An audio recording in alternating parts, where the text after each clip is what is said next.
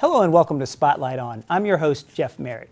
Goodwill Industries of the Valley's mission is to help youth, adults, and seniors who have disabilities and disadvantages receive the training they need so they may achieve their greatest level of independence. Here to talk about the job training services Goodwill offers are Vice President of Workforce Development, Marianne Gilmer, and Stephanie Hurd, Director of Youth and Day Support Services. Ladies, thanks for coming in today. Oh, thank you. Thank you.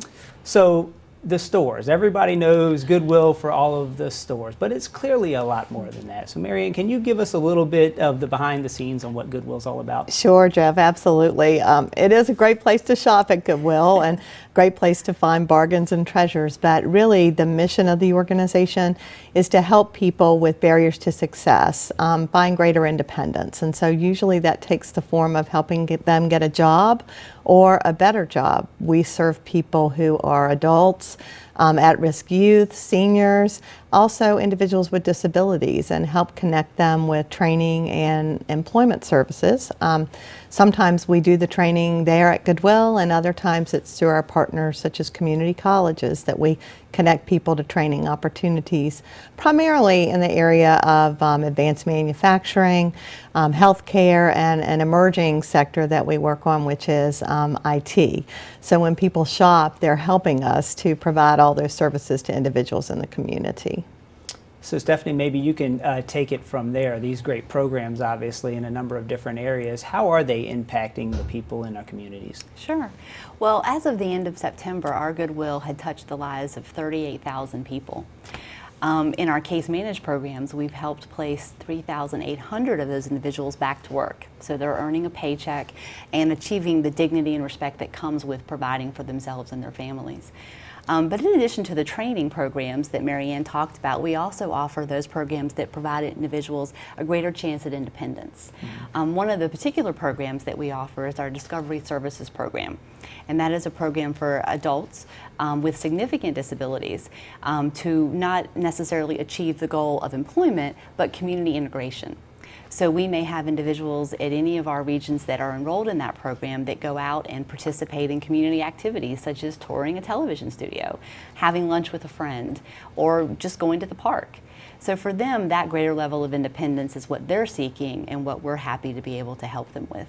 Wonderful. And so, now Marianne, you had mentioned earlier a little bit about job training. Yes. Can you expand on that a little bit? You mentioned IT in a number of different areas. Tell us a little bit more. Sure, absolutely. Well, we receive several federal, state, and local grants, as well as the support of the stores to provide job training in demand occupations. So a lot of times, for example, with our healthcare training, maybe someone's working as a nurse aide, but they'd really like to upskill and become an RN, which, as we know, is a huge demand for RNs in our area. So our Good Care training program in healthcare can help them connect to training, build math and reading skills if they need to have that to enter into the training program. Similarly with IT, we can prepare people through reading, math, and other basic computer skills to enter into training to become, for example, a help desk technician. So these demand occupations are critically important. You might imagine if you work somewhere too for 20 years and you get laid off and you don't have skill sets maybe for the occupations that are in demand today. So we can provide that career coaching, really provide a lot of information about available careers, and then connect people to training so that they can be successful in re-entering the workforce as well. Excellent. So in the last 30 seconds or so that we have here, let's bring it full circle. We started off talking a little bit about the stores. How do the stores really support the programs at Goodwill? Well, I mentioned that we have some grants, and that pays for restricted types of activities to that grant, but the stores come along and help. Say people need tools, uniforms to go to work. Maybe they need some travel support to get back and forth to training.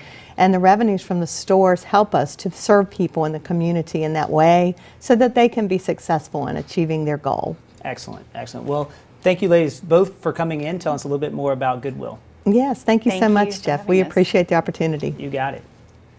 For more information on how to make a financial gift, volunteer, or host a donation drive, you can visit their website, goodwillvalleys.com.